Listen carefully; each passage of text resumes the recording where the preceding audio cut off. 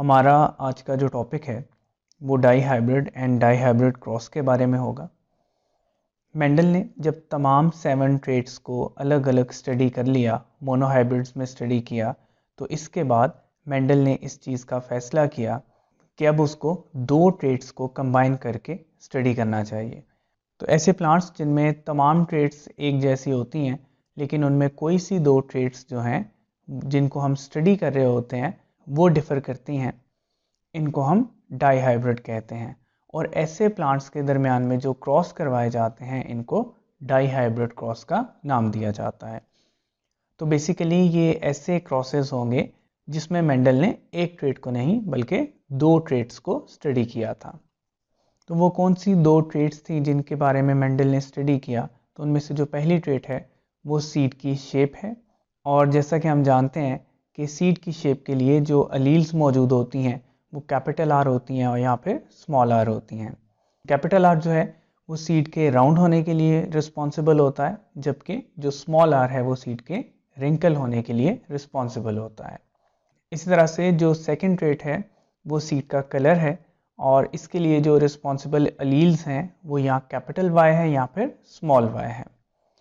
Capital Y जो है ये रिस्पॉन्सिबल है सीड के येलो कलर होने के लिए, जबकि जो स्मॉल वाई है ये सीड के ग्रीन होने के लिए रिस्पॉन्सिबल है। सीड का कलर जो है इसमें जो येलो कलर है ये डोमिनेंट होगा, जबकि जो ग्रीन कलर है ये रिसेसिव होगा। तो जैसे मेंडल ने पहले तमाम क्रॉसेस करवाए थे उसी तरह से ये भी क्रॉस करवाए जाएंगे। और जो हमारे पास फर्स्ट जनरेशन है जो कि होमोजाइगस होती है वो कौन सी होती है? पेरेंट्रल जनरेशन, जिसको P1 जनरेशन का नाम भी दिया जाता है। तो यहाँ पर जो P1 जनरेशन होगी उसमें मेंडल ने सबसे पहले जो प्लांट लिए वो कौन से थे जिनके पास कैपिटल आर और कैपिटल वाई था, यानी कि ऐसे प्लांट्स जिनमें दोनों ट्रेट्स जो हैं वो डोमिनेंट हैं और वो होमोजाइगस हैं। तो ऐसा प्लांट जिसके पास कैपिटल आर होगा उसका जो सीड होगा वो राउंड होगा, जबकि कलर जो है कैपिटल वाई की वजह से येलो होगा। इसका जो है वो क्रॉस करवाया गया दूसरे प्लांट के पास जिसमें रिसेसिव एलील्स जो हैं वो मौजूद हैं, जो कौन सी हैं? Small R and small Y.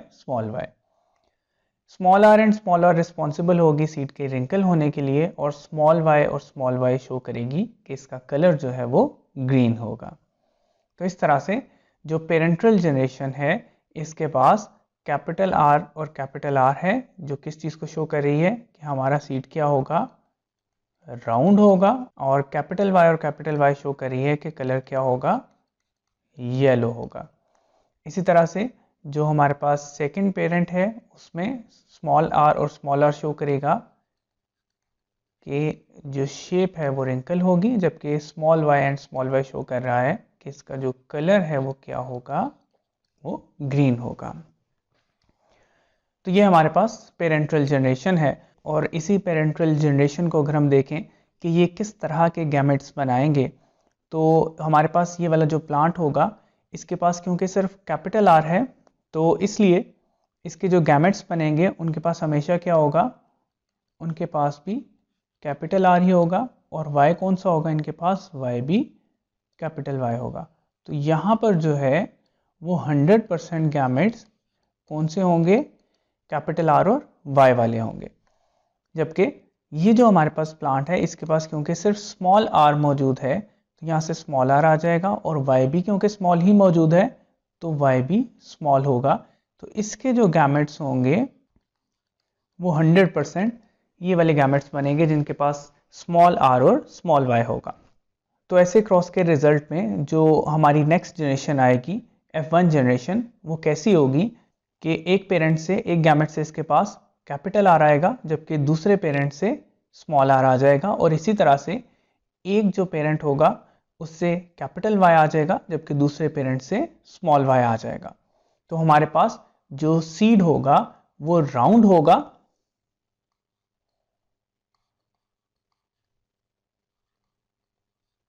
जबकि उसका कलर जो है वो येलो होगा। ये जो हमारे पास जनरेशन है इस जनरेशन को हम F1 जनरेशन का नाम देते हैं। इसके बाद सेम उसी तरह से जैसे हमने पहले क्रॉसेस में देखा था मोनोहाइब्रिड के क्रॉस में कि F1 का क्रॉस F1 से करवाया जाता है, तो यहाँ पर भी F1 का क्रॉस जो है वो F1 से करवाया जाएगा। ये जो सेल्फ फर्टिलाइजेशन होगी, इसमें अगर हम देखें तो कैसे गैमेट्स बनेंगे, तो यहाँ पे हम देखते हैं कि पॉसिबल नंबर ऑफ गैमेट्स कैसे बन सकते हैं। तो यहाँ पे अगर हम देखें कि जो कैपिटल आर है, कैपिटल आर के साथ वाई कौन सा हो सकता है, कैपिटल आर के साथ कैपिटल वाई भी हो सकता है और कैपिटल आर के साथ स्मॉल वाई भी हो सकता है। इसी तरह से स्मॉल आर के साथ कैपिटल वाई भी हो सकता है और स्मॉल आर के साथ ही स्मॉल वाई भी हो सकता है। तो यहाँ पे हमारे पास क्या पॉसिबिलिटीज़ हैं कि कितनी टाइप के गैमेट्स बन सकते हैं। इन 4 टाइप के गैमेट्स हमारे पास बनाए जा सकते हैं और इनके चांसेस क्या होते हैं, इनके इक्वल चांसेस होते हैं, इसीलिए हम कहेंगे कि इनकी जो रेशो है वो क्या होगी, 1:1:1:1 होगी, क्योंकि इक्वल नंबर ऑफ चांसेस है कि इनमें से कोई भी गैमेट बन सकता है। और इसी तरह से अगर हम इस पेरेंट को भी देखें तो यहाँ पर भी इसी टाइप के गैमेट्स बनेंगे कि कैपिटल आर के साथ कैपिटल वाई भी हो सकता है और कैपिटल आर के साथ स्मॉल वाई भी हो सकता है, जबकि स्मॉल आर के साथ कैपिटल वाई भी हो सकता है और स्मॉल आर के साथ स्मॉल वाई भी हो सकता है। तो यहाँ पर इसी तरीके से पनिट स्क्वायर जो है वो बनाया जा सकता है।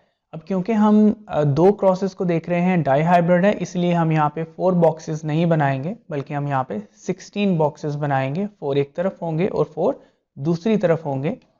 ऐसा इसलिए है क्योंकि यहाँ पे जो पॉसिबल नंबर ऑफ गैमेट्स बन रहे हैं वो 4 टाइप्स के बन रहे हैं, इसलिए हमने 4 बॉक्सेस जो हैं वो अपर साइड पे रखे हैं और 4 बॉक्सेस ही हमने लेफ्ट साइड पे रखे हैं। तो सेम उसी तरह से जैसे हम पहले करते आए हैं कि एक जो हमारे पास पेरेंट प्लांट होगा उसकी पॉसिबल नंबर ऑफ गैमेट्स जो हैं वो हम अपर साइड पे रख लेंगे और दूसरा जो हमारे पास प्लांट होगा उसके जो नंबर ऑफ पॉसिबल गैमेट्स होते हैं वो हम लेफ्ट साइड पे रख लेंगे। अब इस तरीके से यहाँ पे हम क्रॉस करवाएंगे तो सेम वही तरीका है। ऊपर वाली साइड से अगर हम देखें तो हमारे पास क्या आएगा, कैपिटल आर आएगा, जबकि लेफ्ट साइड से देखें तो वहाँ से भी क्या आएगा, कैपिटल आर आएगा। इसको अगर मैं यहाँ पे लिखूँ तो कैपिटल आर और ऊपर से क्या आएगा, कैपिटल वाई आ जाएगा और लेफ्ट से क्या आएगा, कैपिटल वाई आएगा। तो ये जो हमारे पास सीड होगा ये राउंड होगा और येलो होगा। इसी तरह से हम सेकंड बॉक्स में देखें तो कैपिटल आर और यहाँ से आएगा हमारे पास स्मॉल वाई और कैपिटल वाई। तो इसको कैसे लिखेंगे, capital R capital Y and small Y. तो यहाँ पे भी ये जो हमारा सीड है ये राउंड होगा और साथ में येलो कलर का होगा। इसी तरह से नेक्स्ट बॉक्स में अगर हम देखें तो हमारे पास ऊपर से स्मॉल आर आता है और लेफ्ट से हमारे पास कैपिटल आर आ जाता है। तो यहाँ पे आएगा कैपिटल आर स्मॉल आर और कैपिटल वाई और कैपिटल वाई। तो ये भी हमारे पास जो सीड है ये राउंड होगा और येलो होगा। इससे नेक्स्ट अगर हम बॉक्स को देखें जो हमारे पास नंबर 4 बॉक्स है, तो इसमें हमारे पास कैपिटल आर स्मॉल आर और इसी तरह से कैपिटल वाई और स्मॉल वाई आएगा और ये सीड भी राउंड और येलो होगा। देन अगर हम नेक्स्ट बॉक्स को देखें तो इसमें कैपिटल आर आ जाएगा और कैपिटल वाई और स्मॉल वाई आएगा और ये भी राउंड और येलो होगा। देन हमारे पास इसी तरह से कैपिटल आर और कैपिटल आर आ जाएगा, जबकि ऊपर देखें तो यहाँ से भी स्मॉल वाई आएगा और लेफ्ट साइड से भी स्मॉल वाई आएगा। तो यहाँ पे अगर हम देखें तो ये थोड़ा सा डिफरेंट है कि सीड जो है वो हमारा राउंड होगा लेकिन उसका कलर जो है वो क्या होगा, ग्रीन होगा। नेक्स्ट बॉक्स में इसी तरह से capital R and small R और कैपिटल वाई और स्मॉल वाई आ जाएगा। सीड हमारा राउंड होगा और येलो होगा। Then capital R and small R और small Y and small Y, यहाँ पे हमारा सीड राउंड होगा और उसका कलर क्या होगा, ग्रीन होगा। इसके बाद capital R and small R, capital Y और कैपिटल वाई। तो यहाँ पे अगर हम देखें तो हमारा सीड राउंड है और उसका कलर जो है वो येलो है। इसे नेक्स्ट में capital R small R, capital Y and small Y, seed हमारा राउंड होगा और कलर अगेन उसका येलो होगा। देन स्मॉल आर, सीड हमारा क्या होगा, रिंकल होगा और उसके बाद कैपिटल वाई और कैपिटल वाई, कलर इसका येलो होगा। तो यहाँ पे हमारे पास रिंकल येलो सीड आएगा। नेक्स्ट में small R and capital Y small Y. तो यहाँ पे सीड हमारे पास रिंकल होगा और कलर उसका क्या होगा, येलो होगा। Then capital R capital Y small y, again round and yellow. Next one capital R small y and small y, round and green. इसके बाद small r capital Y small y, यानी कि seed जो है हमारा वो wrinkle होगा और कलर उसका येलो होगा। And in the last one small r small y। इस सीड की जो शेप है वो रिंकल होगी, जबकि कलर जो है इसका ग्रीन होगा। तो इस तरह से जो डाई हाइब्रिड क्रॉस है वो करवाया जाता है और इस डाई हाइब्रिड क्रॉस के जो रिजल्ट्स हैं वो यहाँ पे आ जाते हैं। इन रिजल्ट्स को अगर हम कंपाइल करें तो हमारे पास सबसे पहले अगर हम देखें कि जो ऐसे सीड्स जो राउंड हैं और येलो हैं वो कितने हैं, 1 2 3 4 5 6 7 8 एंड 9। तो यहाँ पे हमने देखा ऐसे सीड्स जो राउंड और येलो हैं उनकी अमाउंट जो है वो कितनी है, 9 है। इसी तरह से अब हम देख लेते हैं कि ऐसे सीड्स जो राउंड हैं और ग्रीन हैं उनकी अमाउंट कितनी है। तो यहाँ पे हम देखते हैं 1 2 एंड 3। तो हमारे पास जो राउंड और ग्रीन है उनकी अमाउंट 3 है। देन हम रिंकल और येलो को देख लेते हैं, इनकी अमाउंट कितनी है। तो ये हमारे पास 1 2 एंड 3 हैं। तो रिंकल और येलो जो है ये 3 हैं। देन लास्ट में जो रिंकल और ग्रीन है उनकी अमाउंट 1 है। तो यहाँ पे अगर हम देखें तो इनकी रेशो क्या बनती है, इनकी रेशो हमारे पास आती है 9:3:1। ये जो हमारे पास नेक्स्ट प्रोजनी आई है इसको मेंडल ने F2 का नाम दिया।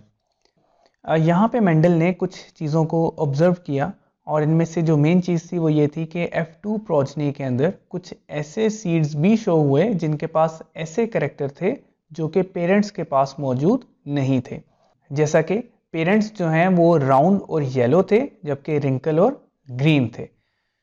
लेकिन यहाँ पे अगर हम देखें तो हमारे पास ऐसे सीड्स भी आए जिनका कलर जो है वो ग्रीन था और वो राउंड थे, या फिर ऐसे सीड्स जो कि येलो कलर के थे लेकिन वो रिंकल थे। ये दोनों ट्रेट्स जो हैं ये पेरेंट्स में तो मौजूद नहीं थी लेकिन ये ऑफस्प्रिंग्स के अंदर शो हुई हैं।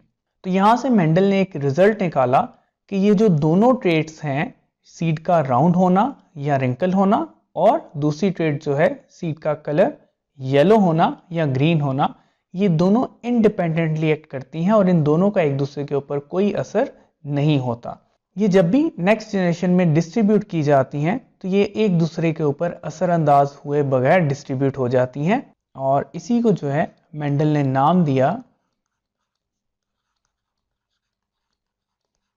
इंडिपेंडेंट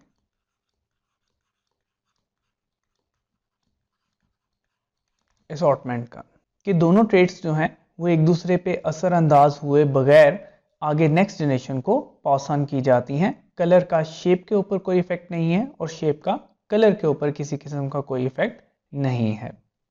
तो यहाँ पे मेंडल ने ये बताया कि जैसा कि पेरेंट्स जो हैं वो क्या थे,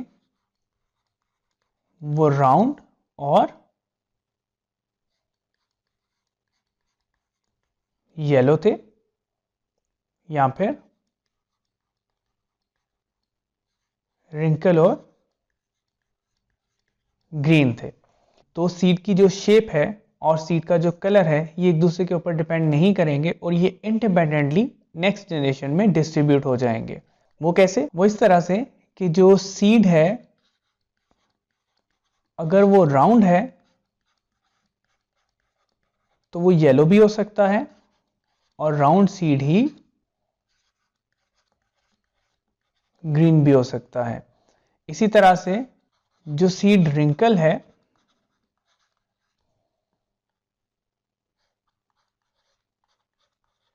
वो येलो भी हो सकता है और रिंकल सीड ही ग्रीन भी हो सकता है, जैसा कि हमें क्रॉस के अंदर F2 प्रोजनी में नजर आया कि F2 प्रोजनी के अंदर तमाम तरह के 4 सीड्स जो हैं वो मौजूद थे, जिसमें के राउंड एंड येलो भी थे, राउंड एंड ग्रीन भी थे, रिंकल एंड येलो भी थे और रिंकल एंड ग्रीन भी थे। तो ये चीज़ इस चीज़ की तरफ इशारा करती है कि दोनों ट्रेड्स जो हैं वो एक दूसरे के ऊपर असरअंदाज नहीं हो रही हैं और नेक्स्ट जनरेशन में एक दूसरे के ऊपर असरअंदाज हुए बगैर उनको डिस्ट्रीब्यूट किया जा रहा है, उनको असॉर्ट किया जा रहा है, जिसको मेंडल ने इंडिपेंडेंट असॉर्टमेंट का नाम दिया था और यही लॉ बाद में लॉ ऑफ इंडिपेंडेंट असॉर्टमेंट के नाम से जाना गया।